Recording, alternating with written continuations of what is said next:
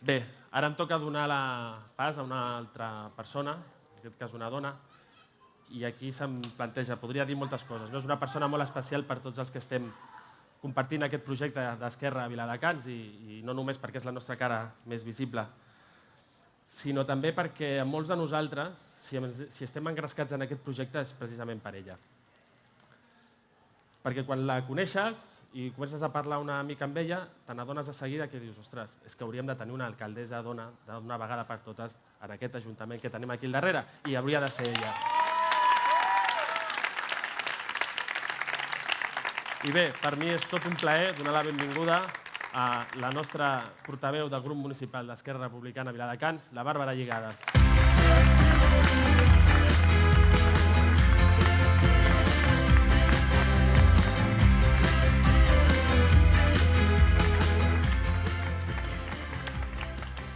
Bé, Bàrbara, tu fa molts anys que et reivindiques com a feminista i vas alertant sobre aquesta involució que estem vivint en els últims anys. I com creus que ens ajuda la nova república en acabar amb aquesta situació? Bé, doncs la república és sinònim d'igualtat i és sinònim de justícia. I si bé l'any 31 vam aconseguir, en aquell context i en aquells anys, aconseguir el dret a vot de les dones, el dret a l'avortament, el dret a divorci, doncs què no farem ara que, malgrat haver viscut en un autonomisme amb els fonaments corcats pel franquisme, doncs hem aconseguit fer moltes passes endavant gràcies a dones com la Pepi, que li canvio el nom, gràcies a dones com la Pepi pel seu convenciment, la seva lluita i per portar endavant aquesta lluita d'igualtat d'homes i dones. El que passa que, si bé república és sinònim d'igualtat i sinònim de justícia i no hi ha res més just que aconseguir la igualtat real entre homes i dones, perquè avui aquí volem fer especial incís en la igualtat efectiva entre homes i dones, doncs el que volem destacar és que també és veritat que no serà fàcil. No serà fàcil. Ningú ha dit que això serà un regal. Hem de continuar lluitant. I com ho farem? Bé, jo vull començar reflexionant una mica amb el fet que, no sé si els que sou aquí, la majoria sou cares conegudes, que ens veiem pel poble. No sé si coneixeu que a Viladecans, al segle XIII, vam tenir una comunitat de deodates. I segurament molts us preguntareu, i què és això de deodates? Doncs era una comunitat de dones que no dedicaven exclusivament ni per tota la vida la seva vida a la religió, sinó que ho utilitzava com a una manera de tenir una vida independent sense estar sotmesa a cap home, ni al seu pare ni al seu marit. Fins i tot dones que venien de la noblesa o que venien de tenir molts calés, doncs estaven disposades a renunciar als seus privilegis d'estatus per poder disfrutar d'aquesta independència.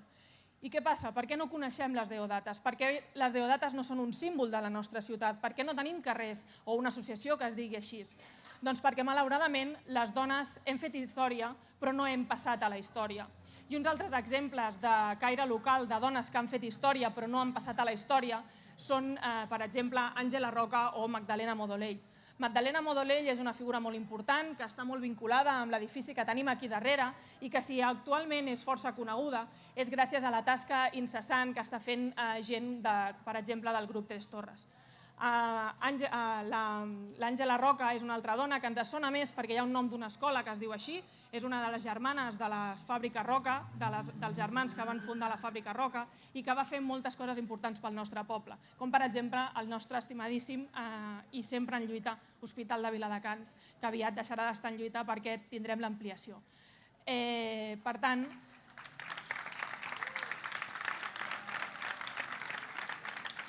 aquestes són senzillament tres col·lectius o tres dones que haurien d'haver passat a la història de la nostra ciutat. Han fet història, però malauradament encara no són prou conegudes. I per què? Perquè les dones hem de reivindicar encara el nostre lloc. I com ho hem de fer? Doncs molt senzill.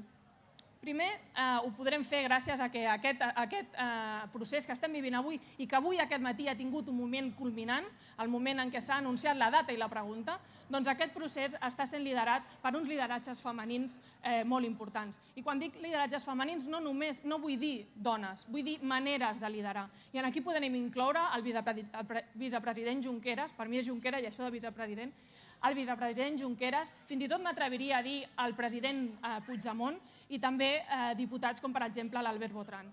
Però sobretot vull destacar en aquests lideratges femenins que ens estan portant a allò que sempre hem somiat, a dones com la Carme Forcadell, l'estimadíssima i enyorada Muriel Casals, a la qual totes les dones que fem política sempre l'hauríem de tenir com un referent, i també la que després dirà unes paraules, la Marta Rovira. Són dones que estan encapçalant aquests lideratges faran possible que allò que representa la república, la igualtat, la justícia, doncs seran factibles i ho podrem assolir. Però no ens podem oblidar d'una cosa molt important, i és de tots i cadascun de nosaltres, de tots i cadascun dels que estem asseguts aquí. Perquè si el procés avui és possible, és perquè hem empès durant anys fins a aconseguir les passes tan importants que estem assolint, com per exemple avui. I això en què consisteix? Doncs no només en manifestar-nos en la diada, i no només votant a l'1 d'octubre. L'1 d'octubre no s'acaba res. L'1 d'octubre comença absolutament tot. I començarem a construir tot allò pel que sempre hem somiat. I avui aquí el que volem destacar és la igualtat entre homes i dones. I com ho construirem? Doncs des d'un compromís individual també. Perquè les dones hem sortit al mercat laboral. I això ha sigut molt important. Tema mercat laboral, sabem que té moltes carències i també en treballaríem i donaria per una altra xerrada, però avui parlem d'igualtat. Les dones han sortit al mercat laboral. I això, malgrat les condicions del mercat laboral, han comportat autoestima, independència, autonomia, i tot això és molt important. Però els homes, malauradament, no han fet el gran pas d'entrar a les cases. No han entrat a les seves llars. I els homes ho han de fer, perquè sí, rentar plats o fregar el terra pot ser la cosa més avorrida del món. Tenir cura de les persones dependents pot ser una tasca molt dolorosa. O criar la nostra mainada pot ser una tasca que pot ser una mica cansada.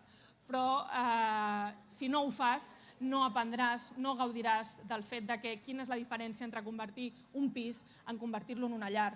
No coneixeràs la grandesa, la riquesa que et transforma com a persona a l'hora de tenir cura de les persones més fràgils. I tampoc gaudiràs d'allò més meravellós que és veure créixer, educar les personetes que més estimem en aquest món. Per tant, els homes també han d'entrar a les cases. I les dones, tot i que hem sortit al mercat laboral, no n'hi ha prou amb això. Les dones hem de fer un cop de puny a la taula.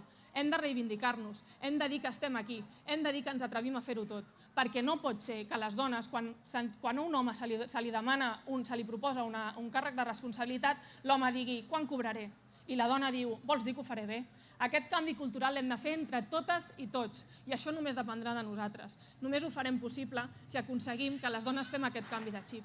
Hem d'aconseguir que les nostres nenes, quan se'ls pregunti què volen ser de grans, diguin vull ser astronauta, vull ser fustera, vull ser enginyera o vull ser presidenta de la República de Catalunya.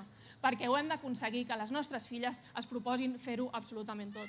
Per tant, sí, estic completament convençuda que ho aconseguirem, perquè tenim la gent, tenim els lideratges, tenim el bagatge, tenim una república que té nom de dona i l'1 d'octubre del 31 vam aconseguir el dret de les dones i l'1 d'octubre del 2017, exercint el nostre dret, construirem una república que assolirà la igualtat entre homes i dones. Moltes gràcies.